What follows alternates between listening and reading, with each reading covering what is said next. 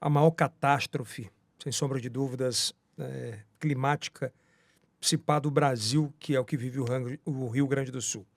E a gente tem visto uma disseminação, deputado, de que o governo federal pode fazer assim e resolver, o Congresso pode fazer assim e resolver.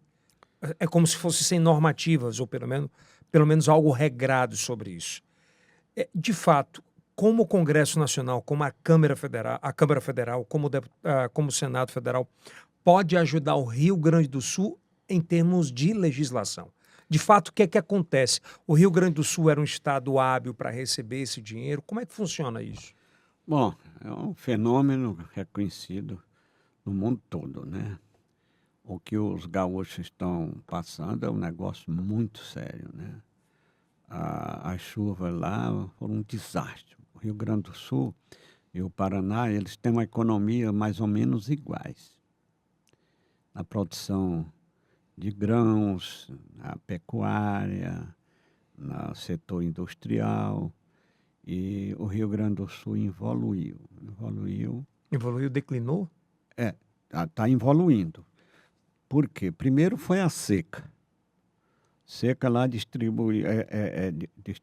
boa parte dos campos, diminuiu substancialmente a produção.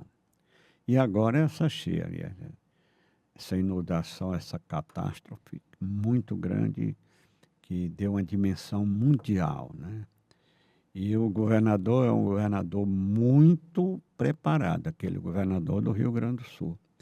Eu já vi declarações dele que ele precisa, para amenizar, mais de 19 bilhões de reais para minimizar o sofrimento do seu povo. Pra você ter uma ideia, 19 bi é maior do que o orçamento do Piauí, maior do que o orçamento. O orçamento executado no ano passado. Então, é uma coisa muito preocupante.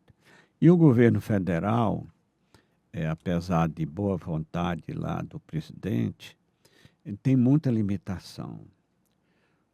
Limitação porque o governo ele ampliou muito a abrangência dos programas sociais. E às vezes dobrou e botou um crescimento do Bolsa Família, através de dependentes, dos filhos, etc. e tal. E isso aumentou muito as contas do governo. Pra você ter uma ideia, em 2021, a União arrecadou quase 400 bilhões acima da previsão orçamentária. No ano seguinte, 270. E no ano passado, menos de 100 bi. E as contas do governo cresceram mais de 150, 180 bilhões. Então, o crescimento das despesas foi bem maior do Mas que o por quê? crescimento. Projeto social? Projetos sociais, todos projetos sociais. A capacidade de investimento da União hoje, com recursos do Tesouro, é 3%. Quando muito dá 3% do orçamento, quando muito, né. Aí tem as estatais investem muito mais do que a própria União. Então o Brasil, quer dizer, apesar da boa vontade do Lula, ele não tem esse dinheiro todo mas ele está liberação dos fundos de garantia para aqueles que têm direito, etc. Várias ações ele está flexibilizando. E também está flexibilizando em relação à obrigação do governo do Estado de pagar financiamentos feitos através do Tesouro, que deve o Tesouro Nacional. Rio Grande do Sul é isso, né? Também.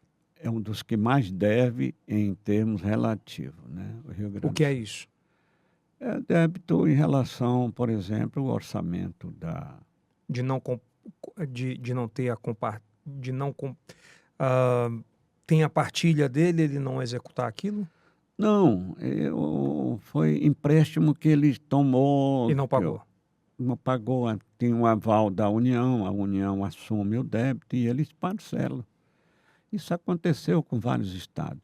O Piauí, ainda bem que o Piauí pagou na época das renegociações, era o único. E quando isso não acontece, desculpa, mas eu tenho que perguntar, quando isso não acontece, trava o crédito do Estado com o governo federal?